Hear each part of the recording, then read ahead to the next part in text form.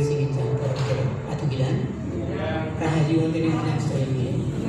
Semoga kita jumeneng kita badhe masrahi kagem kita Gusti. Semoga semuanya saking saterus.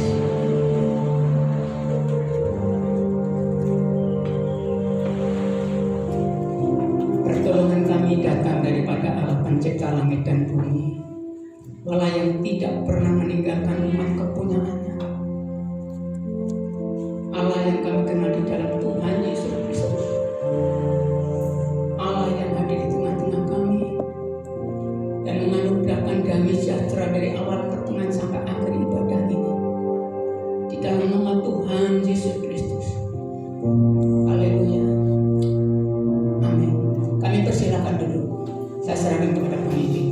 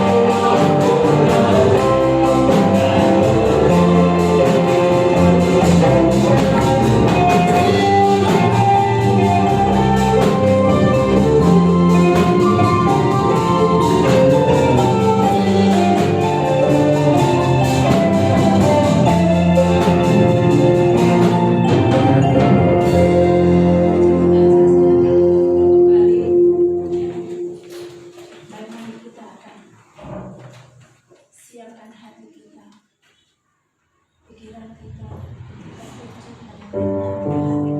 Karena firman Tuhan yang menguatkan kita, mengubah hidup kita, memampukan kita untuk menghadapi hidup saat ini, hidup masa-masa sulit saat ini. Dengan firman Tuhan, dengan ketaatan firman Tuhan yang kita akan kuat, kita akan menang, kita akan menyaksikan firman-Mu berita bagi kami.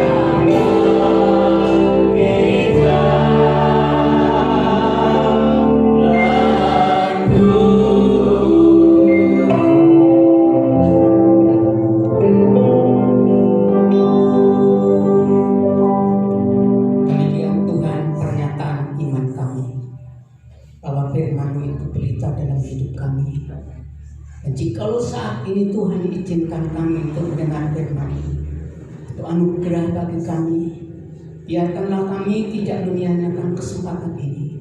Roh Kudus menolong kami, memampukan kami memahami, memampukan kami menjadi pelaku-pelaku firman. Terima kasih Bapa, terima kasih. Kami menyambut firman-Mu dengan rasa syukur di dalam Tuhan Yesus Kristus. Haleluya. Amin. Salam Bapak Ibu Saudara yang dikasihi Tuhan. Salam. Nah, saya akan menyampaikan firman Tuhan, pemeliharaan Allah dalam menghadapi masa yang sukar. Anda bisa membuka 2 Timotius pasal 3 ayat yang pertama. Anda meyakini enggak bahwa akan terjadi seperti itu di akhir-akhir zaman ini? Ya. 2 Timotius pasal 3 ayat yang pertama. Saya tidak akan khotbah dari situ, tetapi kita perlu memahami bahwa masa terakhir, akhir zaman ini akan ada masa yang sukar, sulit. Nah, Anda bisa melihat sekarang baru ada corona saja, dunia sudah guncang sedikit. Nah, kalau membaca ayat selanjutnya, orang benar itu justru dimusuhi. Itu. Dan kita tahu bahwa mau nggak mau kita akan masuk dalam suasana ini, karena ini nubuatan dari Allah dan itu pasti terjadi. Nah, saudara yang dikasih Tuhan, bagaimana kita menghadapi itu, masa yang sulit itu?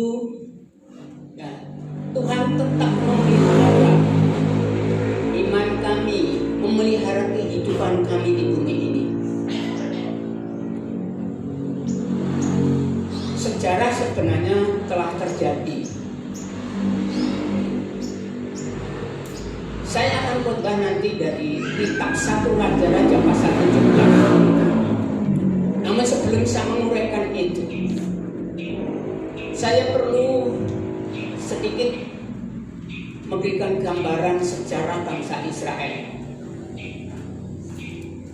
Pada waktu bangsa Israel dikeluarkan dari Mesir oleh Allah, dituntun di padang gurun selama 40 tahun, tidak ada apa-apa. Allah memelihara melalui mana, roti yang turun dari surga. Setelah masuk ke Kanaan, dipimpin oleh Yosua, tadinya musuh tidak bisa melanjutkan karena musuh harus menghadap Allah. Lalu dipimpin oleh Yosua mendapatkan negeri Kanaan. Israel berdiri sebagai bangsa. Nah, Tuhan menghendaki pemerintahan bangsa Israel sebenarnya pemerintahan teokrasi. Artinya diperintah oleh Allah langsung melalui nabi. Nah, para nabi dan hakim-hakim pada waktu itu. Tetapi setelah melalui nabi Samuel, sejarahnya saya singkat, bangsa Israel minta raja. Nah, walaupun Tuhan dengan berat hati, karena itu permintaan mendesak bagi bangsa Israel, ingin seperti bangsa-bangsa di dunia ini, dia minta raja. Allah memberikan Saul yang dahulunya baik, tetapi sebenarnya Allah ingin menunjukkan bahwa manusia itu sebaik apapun akhirnya bisa menjadi jahat. Saul akhirnya menjadi jahat, ditolak oleh Allah. Diganti Daud, mengalami kejayaan karena Daud hidup berkenan kepada Allah. Sampai Salomo mengalami kejayaan, tetapi Salomo tua, dia jatuh dalam penyembahan berhala. Dan akhirnya negeri itu pecah menjadi 2. Yang satu sebelah selatan namanya Yehuda, yang 2 sebelah utara namanya Israel. Nah, kerajaan Yehuda ini masih memiliki raja yang takut akan Tuhan. Tetapi sebelah utara dalam sejarahnya, rajanya selalu jahat.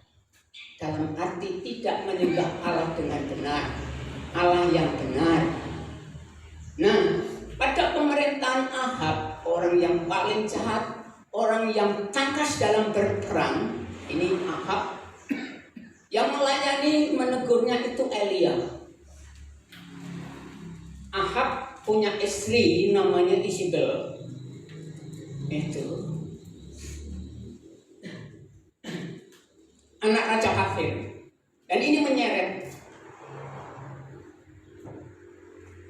Ahab menyembah dewa Baal. Nah, dewa Baal itu adalah dewa yang menurunkan hujan, membuat kesuburan tanah. Itu yang disembah. Elia menegurnya dan bernubuat, tidak akan hujan 3 tahun kecuali aku mengatakan. Lalu benar, tidak terjadi hujan 3 tahun. Masa kelaparan masuk ke pasal 17.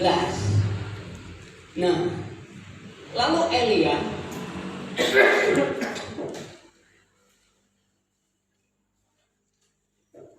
itu disuruh bertempat di Sungai Kerit. Pasal 17 ayat 1 sampai 6.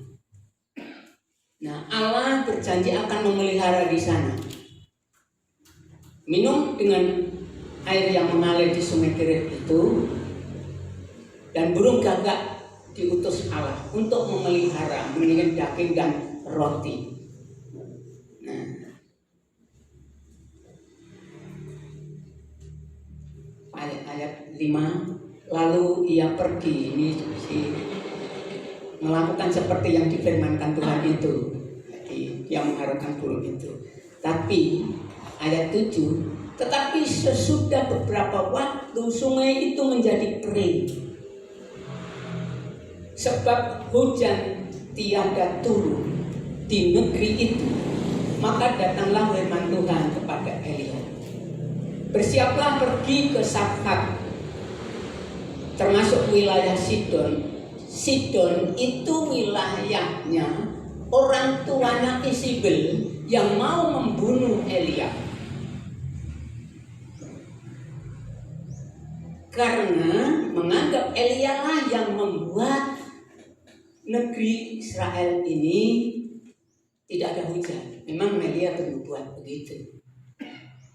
Jadi Allah memang turun tangan di sini. Ditegur dengan firman Tuhan tidak bisa, akhirnya dengan perbuatan kekeringan 3 tahun, tidak ada hujan, jadi makanan tidak ada di sana. Nah, bayangkan, nah, wilayah Sidon ini wilayah mertuanya Ahab, raja yang menyembah Baal. Itu dia suruh ke sana, dia bilang. Setelah ke sana, dia mempersiapkan seorang janda. Ya.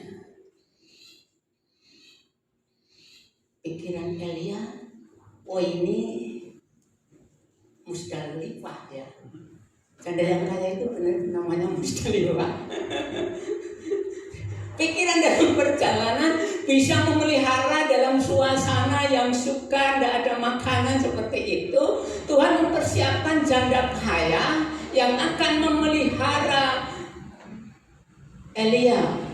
Pikirannya pasti begitu Elia, karena juga manusia biasa dalam perjalanan begitu. Setelah dipertemukan, janda Sarfat ini sedang cari kayu. Nah, Tuhan rupanya berbicara dalam hati Elia. Elia tahu inilah orangnya. Tanya orangnya. Lalu dia katakan, aku mau menumpang ke rumahmu. Nah, aku minta dibikinkan roti untuk aku. Nah, nanti dibaca ya ayat di sana. Cerita itu ya saya merasa menarik. Lalu janda Sarfat ini bilang, Tuanku, aku hanya punya segenggam tepung dan sedikit minyak di buli-buli. Nah, aku mencari kayu ini cukup akan aku masak itu. Nanti akan aku makan dengan anakku, habis itu aku mau mati. Istilah ini tahu nggak? Artinya yo ming tok eneke. Wis liyane wis ora enek apa-apa. Gitu. Nah, Elia, aduh kasihan Tuhan, mbok yo jangan janda seperti itu loh, mbok yo janda Musdalifah itu ketemu saya itu. Tapi enggak, Elia enggak. Elia bilang, masa berikan kepadaku dan tepung itu tidak akan habis, kamu baru masak untukmu. Janda ini ya nurut-nurut aja. Saya tidak tahu pikiran janda, tetapi janda ini rupanya sudah mempunyai firasat bahwa ini nabi, berani ngomong begitu, gitu loh. Dalam kondisi seperti ini mungkin kan begitu, tapi akhirnya tidak janda sahabat ini tahu bahwa benar Elia ini nabi, gitu. Nah saudaraku, setelah dimasak, diberikan itu,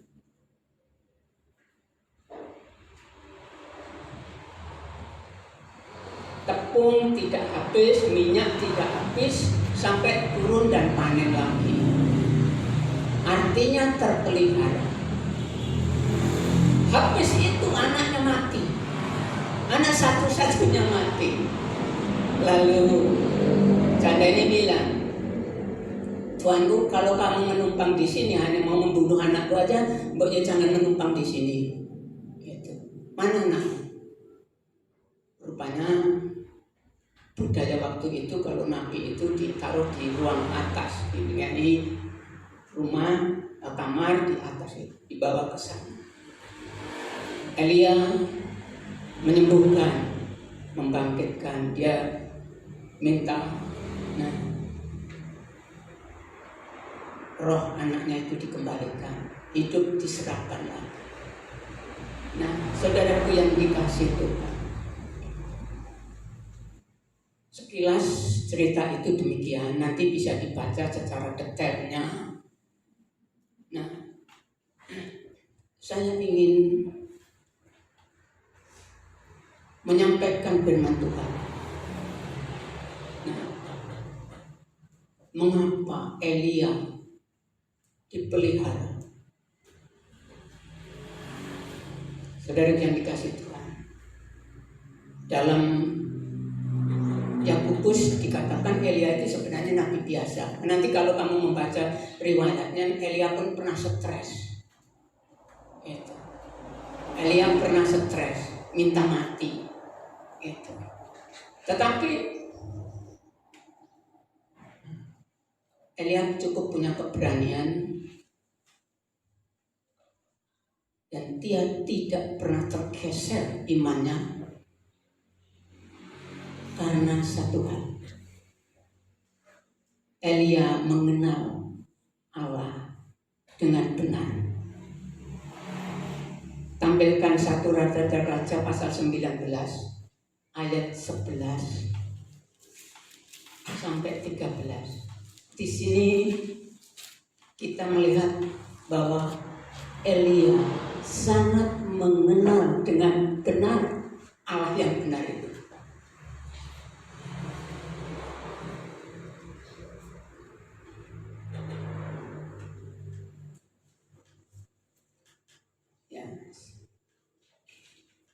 Lalu firman-Nya, keluarlah dan berdirilah di atas gunung itu. Ceritanya dari ayat 9 ya, Elia masuk ke gunung Horeb, itu gunung Allah, gitu. Dan begitu dia di gua di sana. Lalu firman-Nya, Allah berfirman kepada Elia, keluarlah dan berdirilah di atas gunung itu di hadapan Tuhan. Maka Tuhan lalu, ya, di sini kalimat ini, berdirilah di hadapan Tuhan, maka Tuhan lalu, angin besar dan kuat yang membelah gunung-gunung dan memecahkan bukit-bukit batu mendahului Tuhan, tetapi tidak ada Tuhan dalam angin itu. Dan sesudah angin itu datanglah gempa, tetapi tidak ada Tuhan dalam gempa itu. Dan sesudah gempa itu datanglah api, Tetapi tidak ada Tuhan dalam api itu. Dan sesudah api itu datanglah bunyi angin sepoi-sepoi basah. Segera sesudah Elia mendengarnya, ia menyelubungi mukanya dengan jubahnya, lalu pergi keluar gua itu ya. Tadinya suruh keluar menghadapi Allah itu. Lalu keluar dan berdiri di pintu gua itu. Maka datanglah suara kepadanya yang berbunyi, apakah kerjaanmu di sini, hai Elia? Dan seterusnya nanti dibaca. Saudara yang dikasih Tuhan, saya kagum dengan pengenalan Allah Elia ini. Ada angin badai, padahal Allah sudah berfirman keluar, dia keluar, tapi tidak menghadap Allah, dia tunggu di dalam itu. Angin datang, oh, Allah belum hadir. Nah, gempa datang, Allah belum hadir. Dan api datang, Allah belum hadir. Baru angin sepoi-sepoi. Dia tidak terkecoh. Allah berfirman dengan Musa dengan melalui apa? Semak. Yang menarik perhatian Musa kira-kira apa? Semaknya atau apinya? Apinya. Ya. Ada kalimat, mengapa semak itu terbakar? Dia menarik. Tapi Elia tidak terkecoh dengan pengalaman orang lain. Banyak para hamba Tuhan pengalaman orang lain diadopsi. Ini hadirat datang, Allah datang. Pengalaman orang lain. Tapi Elia nggak mau terkecoh itu.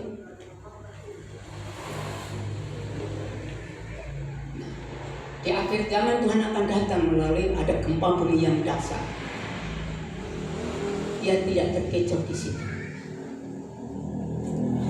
Elia sangat mengenal Allah dengan benar.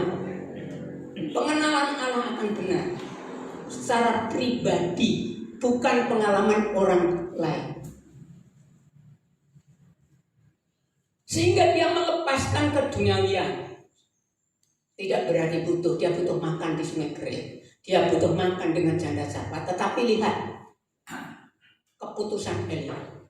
Secara dunia mungkin kasihan, janda ini miskin, jangan diminta biar dimakan dengan anaknya, kan gitu. Gereja yang tidak peka, Tuhan punya kebutuhan, kasihan jemaatnya ini tidak punya hasil apa-apa, kan gitu. Ini dunia, saudara.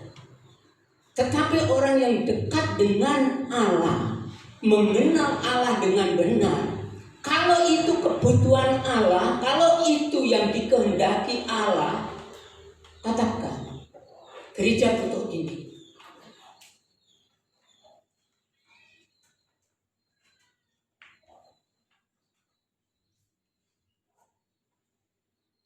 Lalu kalau aku memberi, orang yang miskin itu memberi,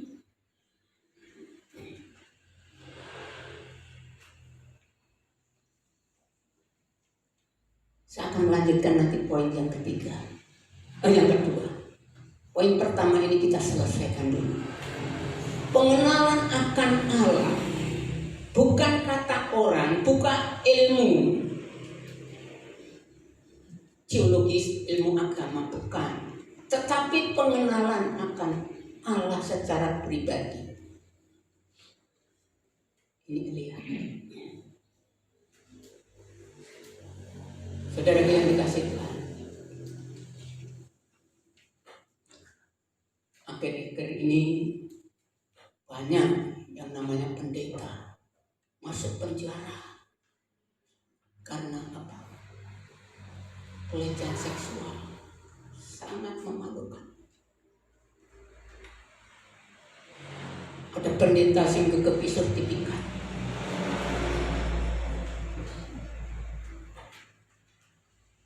Biar namaku di sana seumur dunia ini. Tapi saudaraku yang dikasihi Tuhan,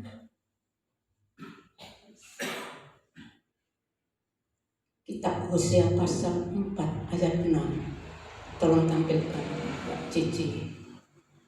Teriak. Allah berteriak melalui Hosea pasal 4 ayat yang ke-6. Lihat di sini teriakan Nabi Hosea. Umatku binasa karena tidak mengenal Allah. Karena engkaulah manusia itu yang menolak pengenalan itu, maka aku menolak engkau menjadi imamku. Yang dikasih Tuhan, kamu udah kemarin saya beri renungan, kamulah bangsa yang kudus, imamat yang rajani. Kita diberi hak sebagai imam-imam dalam kerajaan Allah. Tapi karena menolak pengenalan Allah akan binasa. Jadi nanti kalau di neraka banyak para pendeta, jangan heran. Karena pengenalan Allah hanya merupakan teori, bukan pengalaman pribadi. Elia sangat mengenal secara pribadi. Apa itu pengenalan Allah? Yohanes 17 ayat 3.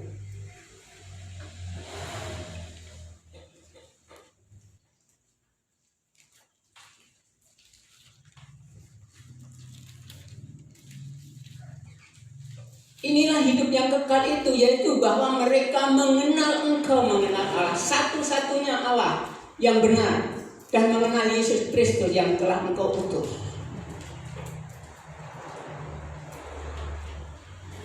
Orang tidak akan bisa mengenal Allah yang benar tanpa mengenal Yesus Kristus sebagai Allah yang benar. Dan orang tidak akan memiliki kehidupan kekal tanpa mengenal Allah yang benar.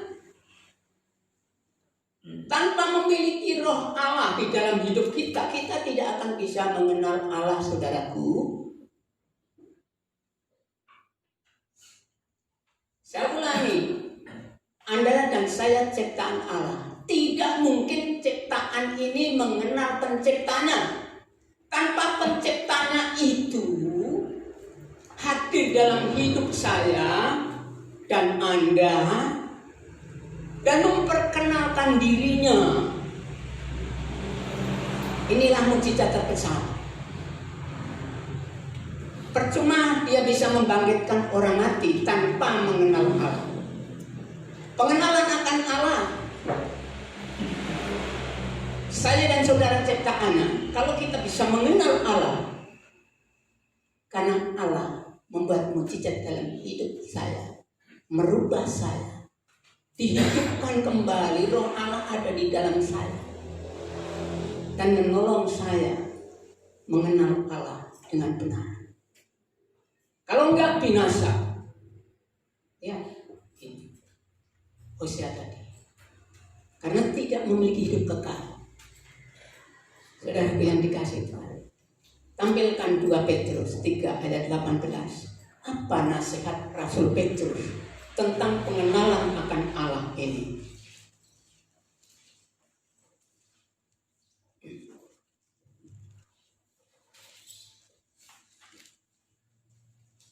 Dua Petrus tidak wali aku. Maaf. 2 Petrus 3 ayat 18. 2 Petrus 3 ayat 18.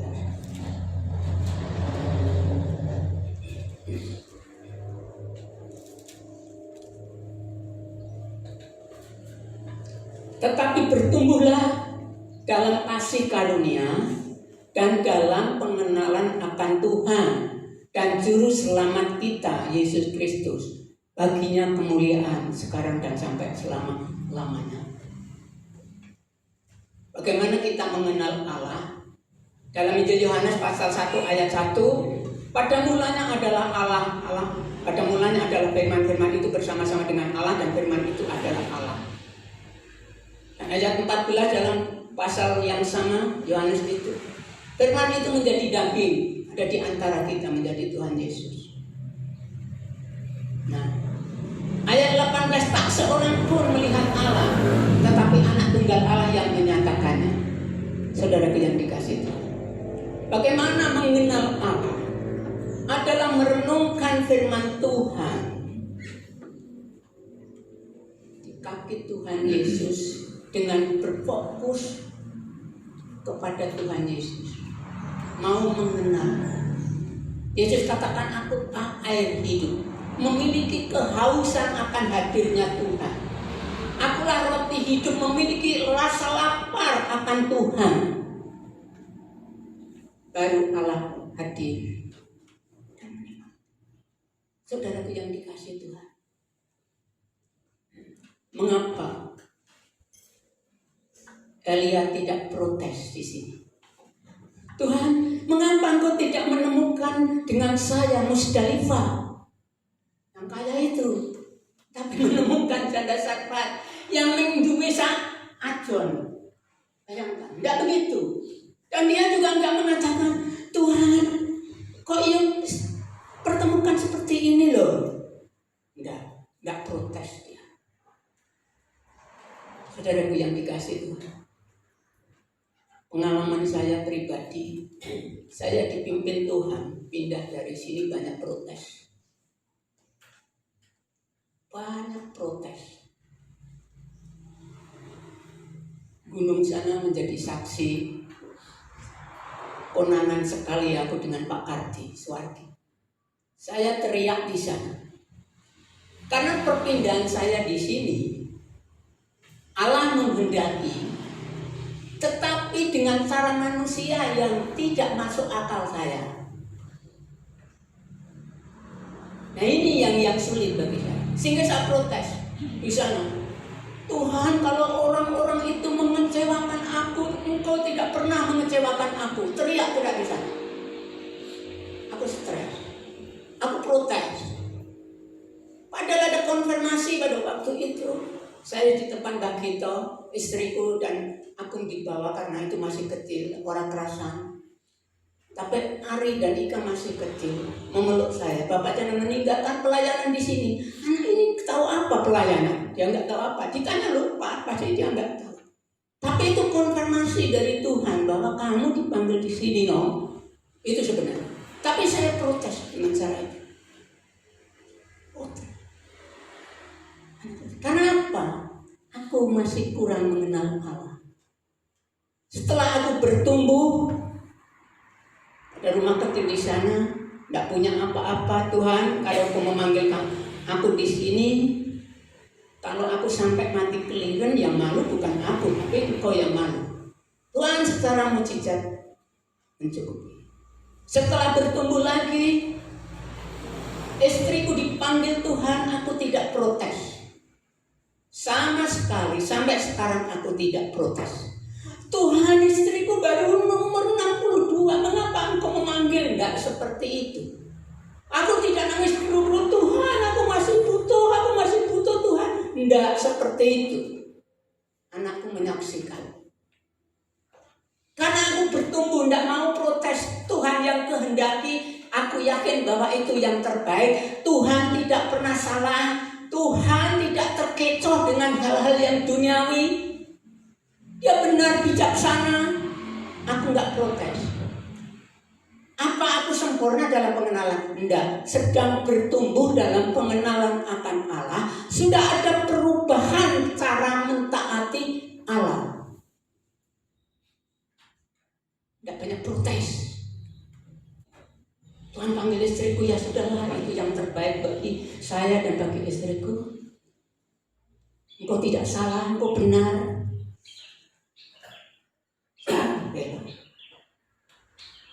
Kalau aku menangis bukan karena ditinggal istri, kenangan yang membekas dan hal-hal yang aku lakukan tidak benar kepada istri, tidak sempat minta maaf, itu yang membuat aku menangis.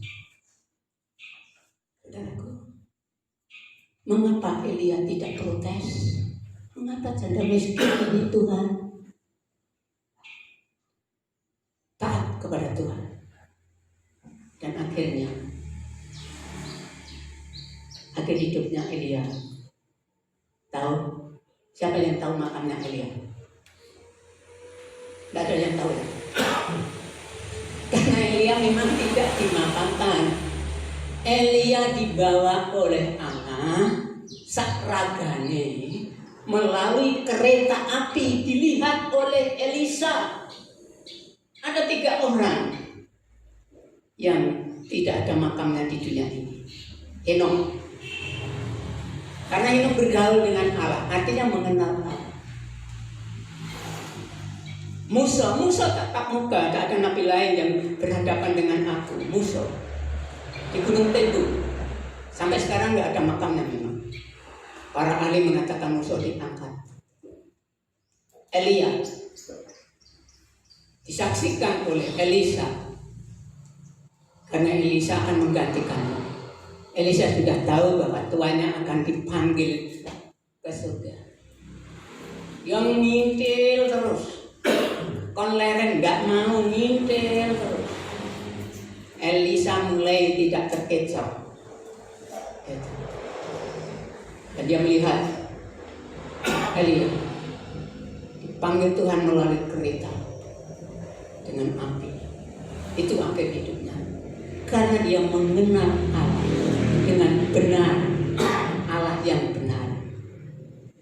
Saudara yang dikasihi Tuhan, kita akan terpelihara kalau Anda mengenal Allah dengan benar. Bertumbuh mengenal Allah dengan benar. Pengenalan akan Allah tidak akan sempurna sebelum kita dalam kekekalan. Wahyu pasal 21 kita baru mengenal Allah secara sempurna kalau sudah ada langit baru, di bumi baru, di Yerusalem baru, kita baru mengenal Allah. Artinya hidup ini bertumbuh dalam pengenalan akan Allah yang benar. Jangan mandek, bertumbuh, tahu ya? Bertumbuh. Nah, pengenalan akan Allah. Nanti bagaimana pengenalan akan Allah itu, yaitu merenungkan firman Tuhan yang berfokus kepada Tuhan Yesus. Karena dia adalah hidup, jalan, dan kebenaran, dan nanti akan sampai ke rumah Bapa. Akulah jalan kebenaran dan hidup, dan ke rumah Bapa. Yang kedua, untuk dipelihara dalam masa yang sukar,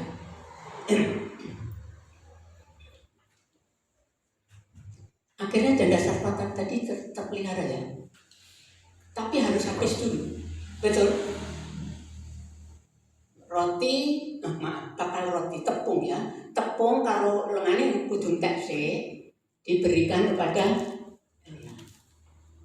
Coba kita bandingkan.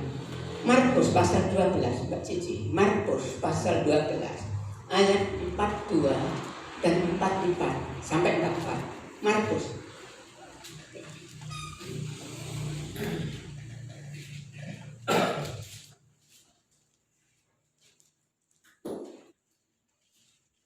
Ini nyanyian tadi sebenarnya. Aku tidak minta nyanyian Gantung Gusti, tetapi setelah Gantung Gusti dinyanyikan aku angkat karena di sini sebenarnya. Markus pasal 12 Mbak Cici. Pasal 12.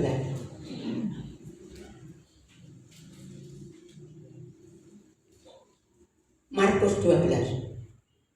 Hah? Tidak ada.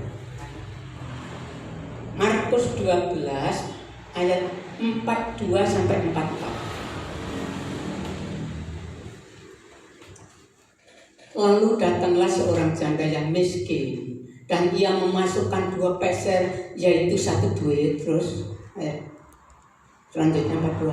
Maka dipanggilnya murid-muridnya dan berkata kepada mereka, aku berkata kepadamu, sesungguhnya janda miskin ini disebut lagi, ini memberi lebih banyak daripada semua orang yang memasukkan uang ke dalam peti persembahan. Terus ayat 44, sebab mereka semua memberi dari kelimpahannya, tetapi janda ini memberi dari kekurangannya. Semua yang ada padanya, yaitu seluruh nafkahnya. Sama dengan janda Elia ya. Dinteknya diberikan kepada Tuhan. Janda ini memberikan. Nah, mengapa Tuhan memuji janda ini? Mungkin tak pernah terbetik di sederhana di situ pada waktu aku merenungkan ayat-ayat ini, persiapan ayat ini. Mengapa janda ini persembahannya justru dibuka oleh Tuhan Yesus, dikatakan kepada murid-muridnya bahwa persembahan janda ini lebih banyak daripada persembahan orang-orang itu, karena orang-orang itu menggogrokane, tapi ini sak kabeh. Tahu ya?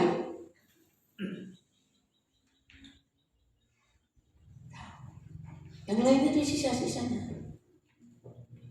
Musdalifah kalau hanya memberi 5 juta tidak apa-apa, itu menggogrokane. Tapi janda ini mempunyai mung sak duit yo kuwi kabeh entek. Janda Sarfat ya memberi segenggam itu sama sakit sesentek liyane rene. Itu. Kenapa saudara? Orang yang dikehendaki Allah sebenarnya hiduplah bergantung dengan Allah. Gandul Gusti, gandul Gusti. Lihat, saya ceritakan. Mengapa Allah menuntun bangsa Israel lewat padang gurun? Apa tidak ada jalan lain? Ada. Tuhan punya maksud. Nek padang gurun arep mangan apa, ora mangan apa-apa. Gandul Gusti. Akhirnya dipelihara oleh Allah. Dipelihara oleh Allah. Allah menghendaki kita hidup gandul Tuhan. Bergantung kepada Allah, jangan bergantung kepada logikamu, jangan bergantung kepada duniamu, jangan bergantung dengan sahabatmu, jangan bergantung dengan kekayaanmu, tapi bergantunglah kepada Tuhan. Dan inilah cara Tuhan memelihara. Masa zamannya Elia sulit, saudaraku, dimusuhi kalau pemimpin, kalau raja Artipateni. Dan orang-orang tahu pada waktu itu para nabi sembunyikan sampai itu. Orang-orang percaya itu disembunyikan. Karena memang sulit. Masa yang akan datang kita akan menghadapi masa yang sulit. Tapi mulailah belajar taati Tuhanmu dan hidup bergantung dengan Tuhan. Anda tidak akan berani totalitas taat kepada Allah tanpa Anda mengenal Allah. Ada temanku pendeta mengatakan bagaimana mengucap syukur kalau istrinya dipanggil Tuhan.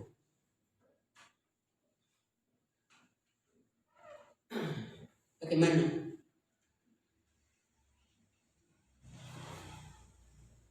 Karena aku mengenal Allah. Walaupun tidak sempurna, Allah tidak keliru, Allah itu baik, tak mungkin Allah itu jahat.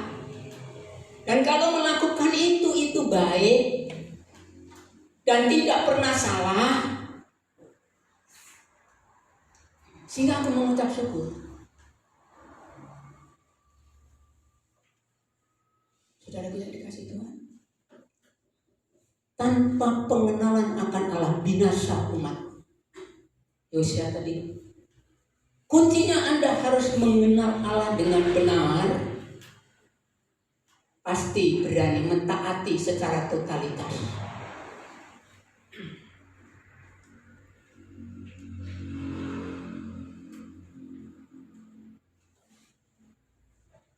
Punyalah komitmen. Anda tidak harus seperti saya, tetapi selalu saya berkomitmen dengan Tuhan. Nah, aku taat Tuhan. Kalau aku sampai mati keliru, toh ya mati. Semua kan mati. Nah, tapi tidak mungkin mati keliru karena engkau masa akan mempermalukan dirimu. Tidak mungkin Allah mempermalukan dirimu.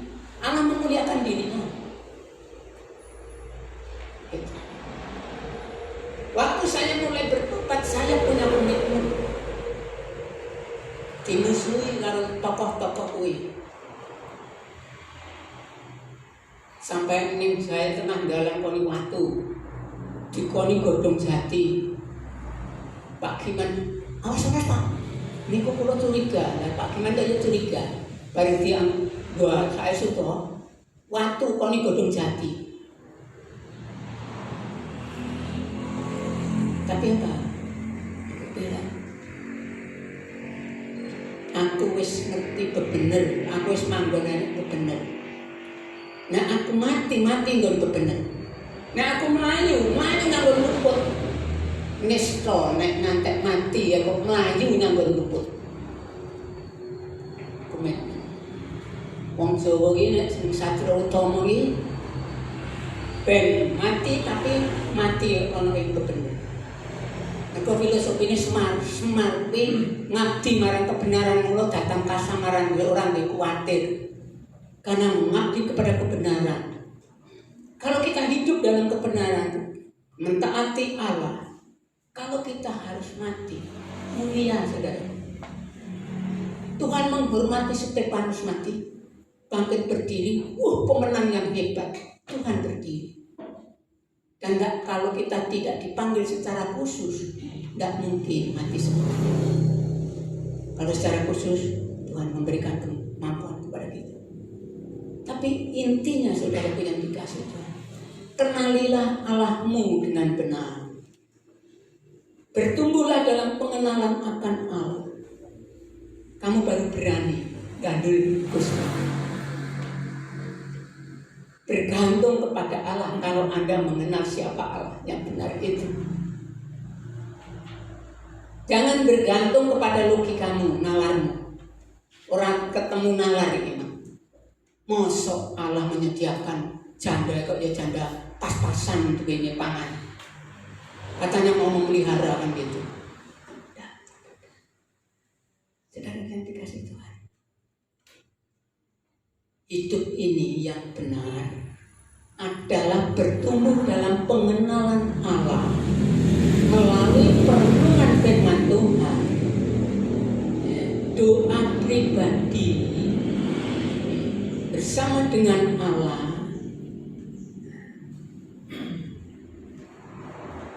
Seluruh hidup ini renungkan firman Tuhan itu siang dan malam, kata Alkitab. Renungkanlah firman Tuhan itu siang dan malam. Mazmur 1. Itu akan berbahagia. Itu. Dan saudaraku, kamu tahu di manakah tempat yang paling dekat dengan pintu surga?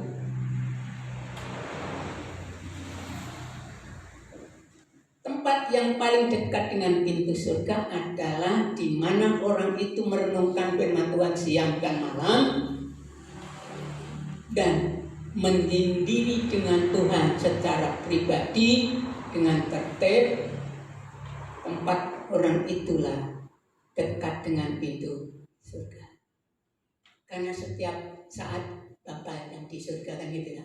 Doa Tuhan Yesus ajaran Bapa di dalam surga. Kalau kamu mau dekat itu dengan surga, renungkanlah firman Tuhan siang dan malam. Doa pribadi. Anda punya hak istimewa, saudaraku. Tidak semua orang boleh menghampiri tahta Allah. Tidak semua orang, hanya orang-orang yang terpilih. Kamulah bangsa yang terpilih, imamat yang rajani, bangsa yang kudus, umat kepunyaan Allah. 1 Petrus 2 ayat 9. Jadi kalau Anda boleh menghampiri tahta hadirat Allah, itu hak istimewa. Tidak semua orang diizinkan. Dan kalau boleh menghampiri tahta Allah, Raja di segala raja, itu hal yang luar biasa. Mengapa Anda tidak menghargai itu? Satu kebodohan, saudara. Anak muda aku tekankan, kamu punya hak istimewa yang tidak dimiliki oleh orang lain. Kamu umat pilihan, boleh menghampiri Allah dan menyebut Allah itu siapa? Bapa. Luar biasa, saudaraku. Itulah hendaknya haus akan Tuhan, haus akan tahta Allah itu. Hampiri tahta Allah. Jangan merasa rugi. Jangan merasa rugi. Nah, Anda tahu, arep ngintek saya, kehidupan saya, kamar tidur saya, Pak Suka sering tahu karena dia tidurku. Pasti di sana ada Alkitab terbuka minimalnya 2, itu minimalnya. Pasti ada catatan. Mas Adi tahu aku nggak sulit urut, pasti ada catatan. Perenungan Tuhan, nek wis rono kok direnungke, enek kono oh iya mesti renungkan. Renungkan. Kalau malam, kan saudara tahu aku orang bojo. Apa kok bojo? Ya benar aku orang bojo. Jadi kan biasanya nggak tidur. Lalu untuk apa? Oh Tuhan memanggil aku menjadi imam, mulai berdoa. Aku nggak harus duduk,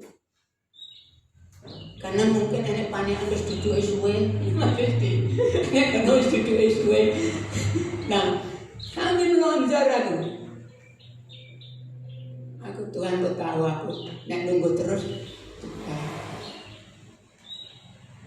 sambil tidur, muji Tuhan, ngomong-ngomong dewe, tapi tidak dewe karena bersama Tuhan. Waktu usul. Dan rupanya di sinilah Tuhan mengendaki istriku dipanggil, sehingga tidak ada yang ganggu. Itu. Yang ganggu hanya pikiran aja di sini. Oh pikiran di sini dong, bukan di sini. Oke ya. Bagaimana kita hidup terpelihara dalam masa-masa yang sulit, bertumbuh dalam pengenalan akan Allah, hidup bergantung dengan Tuhan sepenuhnya. Tuhan memberkati. Mari kita berdoa. Bapa, kami mengucapkan syukur untuk firman-Mu. Kalau Engkau memberi tahu ke depan masa yang sulit akan kami hadapi, kami bersyukur Engkau telah memberikan firman Tuhan. Bagaimana Engkau akan memelihara kami. Biarlah kami menjadi pelaku-pelaku firman Tuhan. Berikanlah rasa haus akan kami, pengenalan akan Engkau. Biarlah sukacita kami ada di dalam hadirat-Mu. Sukacita kami adalah merenungkan firman Tuhan. Karena itu yang membahagiakan hidup kami. Terima kasih Tuhan, terima kasih. Dalam nama Yesus kami berdoa, mengucapkan syukur untuk firman. Haleluya. Amin. Kasih seserta. Semoga kita mengucapkan Bapak, kami sungguh mengucapkan syukur untuk himpunan umat-Mu ini. Kami bersyukur untuk hadirat-Mu. Oh Bapa yang baik, Engkau mendengar semua permohonan-permohonan kami. Engkau akan memberikan yang terbaik bagi kami.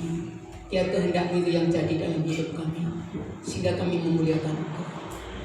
Kami bersyukur untuk karya-Mu. Engkau terus menyempurnakan kami, dan Engkau akan memakai sisa hidup kami Tuhan.